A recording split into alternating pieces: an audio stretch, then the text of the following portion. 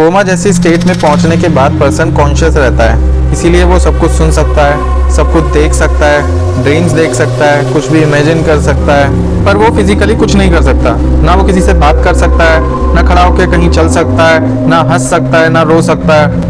उस टाइम भी बॉडी के अंदर फंक्शनिंग हो रही होती है, ब्रेन काम कर रहा होता है। एक्सपर्ट्स का मानना है कि ज़्यादातर लोग कोमा जैसी स्टेट में तब जाते हैं जब वो किसी दवाई का ज़्यादा हैवी डोज ले लेते हैं, या फिर किसी भारी सामान से उनके सिर पर चोट लगती है, या फिर उनका किसी कारण एक्सीडेंट हो जाता है। इन केसेस में कोमा जैसी कंडीशन में जाने का चांसेस ज़्यादा हो जाता है किसी भी एक पर्सन का।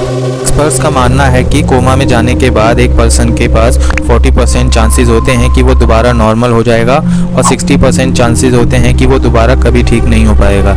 लेकिन कुछ लोग ऐसे भी हैं जो कोमा जैसी स्टेट से काफ़ी सालों बाद बाहर निकल के आए और दोबारा नॉर्मल अपनी लाइफ जी रहे हैं। उन्होंने बताया कि इतने सालों में उन्होंने कोमा में रहते हुए क्या एक्सपीरियंस किया, क्या वो सोचते थे, क्या वो फील करते थे। मार्टिन पिस्टोरियस साउथ अफ्रीका में रहने वाला 12 साल का छोटा सा बच्चा, जिसकी लाइफ अपने माँ बाप के साथ बहुत ही अच्छे से गुजर रही थी, लेकिन 1988 में उस 12 साल के बच्चे के साथ ऐसी ट्रेजेडी हुई।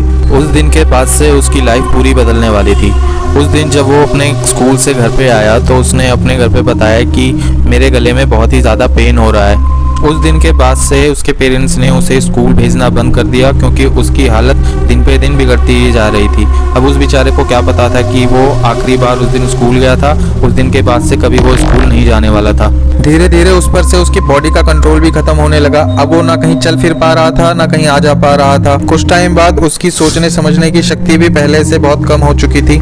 इससे पहले कि किसी को कुछ पता चलता कि इसे क्या प्रॉब्लम है, क्या बीमारी है, वो कोमा में चला गया। जो डॉक्टर्स इसका ट्रीटमेंट कर रहे थे उन्होंने बताया कि कोमा में जाने का कारण या तो सेरिब्रल ट्यूबरक्लोसिस है या तो क्रिप्टोकोकल मेनिंजाइटिस है, क्योंकि ये दोनों बीमारियां उसे पहले रह चुकी हैं। लेकिन किसी के पास भी एक्यूरेट आंसर नहीं था कि कोमा में जाने का कारण क्या है। इसीलिए कुछ दिनों के ट्रीटमेंट के बाद हॉस्पिटल से उसे घर भेज दिया गया और उसके पेरेंट्स से कहा गया या कोई मिरेकल या कोई भगवान ही इसे अब बचा सकता है। उस टाइम वो 12 साल का बच्चा पूरी दुनिया से संपर्क तोड़ चुका था और एक बेड पर जिंदा लाश बने लेटा हुआ था। सब उसके लिए प्रे कर रहे थे कि वो जल्द से जल्द ठीक हो जाए, लेकिन किसी को नहीं पता था कि दोबारा वो कब हंस खेल सकेगा, कब वो बोल सकेगा, वो कब पूरी तरीके से ठीक होगा। लगभग 12 साल तक मार्टिन कोमा में रहा, जहाँ उसके पेरेंट्स ने उसका बहुत ही अच्छे से ख्याल रखा, लेकिन उसकी माँ हमेशा रोया करती और ये प्रे किया करती कि ये जल्दी ठीक हो जाए। फिर एक दिन ऐसा मिरेकल हुआ कि 25 साल की उम्र में पूरे 12 साल बाद मार्टिन को होश आ चुका था और उसकी फैमिली में सब बहुत ही ज्यादा खुश थे। ये सारी चीजें यहीं खत्म नहीं हो जाती, क्योंकि अब मार्टिन बताने वाला था कि इतने सालों तक कोमा में रहने पर उसने क्या सारी चीजें महसूस की थी। मार्टिन ने बताया कि कोमा में जाने के बाद वो कुछ दिनों बाद दिमागी तौर पर ठीक होने लगा था, कॉन्शियसनेस वापस आ गई थी। उसे वो सारी चीजें पता चलने लग गई थी कि आसपास कौन खड़ा है, कौन बोल रहा है, क्या हो रहा है, क्या नहीं हो रहा है, कौन हंस रहा है, कौन रो रहा है। उसे वो सारी आवाजें सुनाई देने लगी थी और वो भी लोगों से खड़ा होकर बात करना चाहता था, घूमना चाहता था, लेकिन उसका शरीर उसका साथ छोड़ चुका था। इसीलिए वो सब कुछ देख सुन तो सकता था, लेकिन वो चल फिर नहीं सकता था। इसी बात को सोच के वो अंदर ही अंदर रोता रहता था। जब उसे डरा देने वाले सपने आते थे तो वो जग नहीं सकता था, अपने पेरेंट्स को आवाज नहीं लगा सकता था। जब उसे पता चला कि अब वो हमेशा ऐसे ही रहने वाला है तो वो अंदर से टूट चुका था।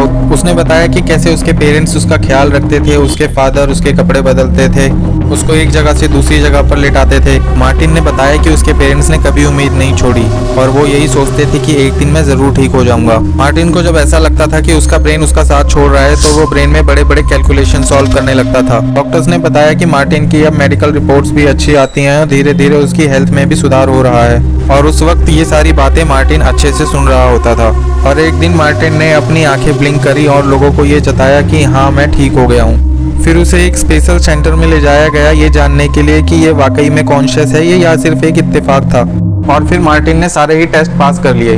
उसके बाद उसकी माँ ने अपनी जॉब छोड़ दी और मार्टिन का और अच्छे से ख्याल रखना स्टार्ट कर दिया। फिर उनके पेरेंट्स ने मार्टिन के लिए एक ऐसा कंप्यूटर प्रोग्राम बनवाया जिससे कि मार्टिन उनसे कम्युनिकेट कर सके। और जब मार्टिन इजीली सबसे कम्युनिकेट करने लग गया तो उसने अपनी ग्रेजुएशन की डिग्री तक कंप्लीट कर ली और उसके बाद उसे एक वेब डेवलपमेंट कंपनी में एक रिस्पेक्टिव जॉब भी मिल गया। धीरे धीरे उसकी बॉडी लैंग्वेजेस में भी चेंजेस आने लग गए थे और जब वो पूरी तरह से ठीक हो गया तो उसने अपनी एक बहन की दोस्त से शादी भी कर ली। वो अपनी फैमिली के साथ बहुत खुश भी रहने लगा। कुछ दिनों बाद उसने घोस्ट बॉय नाम की एक अपनी बुक भी पब्लिश की जिसमें उसने अपना सारा एक्सपीरियंस शेयर करा और उसने ये भी बताया कि वो दोबारा कभी उस नर्क में वापस नहीं जाना चाहता। तो सैल्यूट है ऐसे जज्बे को और ऐसे पेरेंट्स को जिसने आखिरी वक्त तक मार्टिन का साथ नहीं छोड़ा।